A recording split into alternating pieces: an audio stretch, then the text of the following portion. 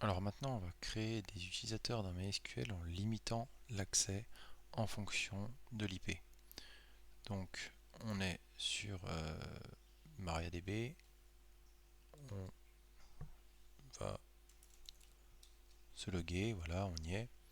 Donc, on va créer deux utilisateurs parce qu'après, on va utiliser phpMyAdmin. phpMyAdmin, il doit pouvoir avoir le droit de tout faire, créer des utilisateurs, les supprimer, créer des bases de données, etc. Donc c'est quelque chose d'assez aussi puissant en fait quelque part que le root. Donc on va l'appeler superuser. Donc voilà, superuser. Le mot de passe ce sera superpass. Et après on va lui donner tous les privilèges, voire même le privilège de pouvoir rajouter des utilisateurs avec cette commande là. Donc là, create user de n'importe où, super user, superpass, et là c'est grant all privileges, donc là tous les privilèges. Donc sur toutes les bases de données, le première étoile, sur toutes les tables, donc toutes les tables de toutes les bases de données. A, super user, on l'a dit avant, qui peut se connecter de n'importe où, avec la possibilité de donner des droits à d'autres utilisateurs. Voilà. Donc là, c'est tout rajouté. Et si on regarde la chose, ah bah oui, on n'a pas utilisé MySQL.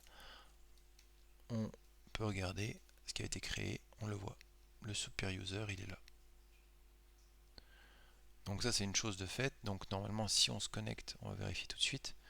Comme ça, c'est fait.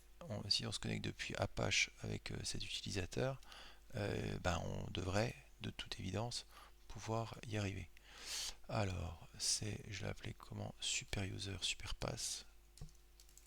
Super user, voilà, superpass. Voilà, ça marche. Alors on pourrait même tester si on peut créer un utilisateur. Est-ce qu'il est capable de... Bon, voilà, on va assumer que c'est bon, parce qu'on va pas y passer non plus des heures, mais là, a priori, on a créé quelque chose qui permet de créer des bases de données et faire d'autres choses. D'ailleurs, on va peut-être l'utiliser tout de suite pour créer, depuis Apache, la base de données de WordPress. Donc on va créer une base de données de WordPress, on va l'appeler WordPress underscore DB. Voilà, pas de problème, il a le droit de créer une base de données. Donc maintenant on a une base de données en plus. Pour voir les bases de données avec Show Databases, on va le voir. Toujours MySQL, Performance Schema et Information Schema. Et WordPress DB. Donc maintenant on va créer un utilisateur, mais cet utilisateur WordPress, il n'a pas vocation à créer d'autres utilisateurs ni à être capable de faire de l'administration. Donc on va le limiter au niveau de ses actions à utiliser la, la, la, la base de données WordPress. Et on va aussi surtout le limiter à utiliser l'IP d'Apache. Alors, on va revenir sur MySQL et grâce aux règles de UFW, on va pouvoir récupérer l'IP d'Apache que j'ai oublié. Là, bah non, là on a sur le sous-réseau. Alors, l'IP d'Apache, on va la récupérer ici, tant pis. Alors, exit, IPA, voilà, 172, tout ça, jusqu'à 250. On revient, super, passe. Voilà, donc show databases. Donc, on va créer un utilisateur avec comme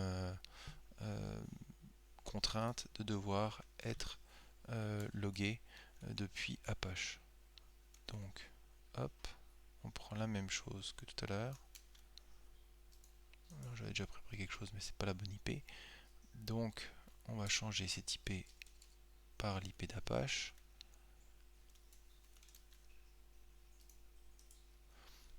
WordPress DB pass. Voilà, il a rajouté. On peut revérifier vite fait dans MySQL. Select host user from user. On le voit là, WordPress DB user. avec l'adresse IP et on va mettre à jour ses droits en disant qu'il a le droit de tout changer sur la table WordPress DB. Donc WordPress underscore DB. Donc on fait le grant all privilege, sauf que cette fois-ci on va limiter sur la table WordPress DB ici toutes les tables de la base de données WordPress DB sur WordPress DB user, sauf que cette fois-ci il faut que je change aussi l'IP pour qu'elle soit cohérente, sinon je crois qu'il va peut-être pas trouver. Et voilà, hop, donc ça devrait être bon. Donc maintenant normalement je peux me connecter avec WordPress DB user que depuis Apache. On va le tester tout de suite. Donc WordPress DB user, je vais copier-coller ici le password, ce sera beaucoup plus facile. Ça marche. La question c'est est-ce que tiens ça va marcher depuis MariaDB. Sauf que là je vais mettre host 127.0.0.1.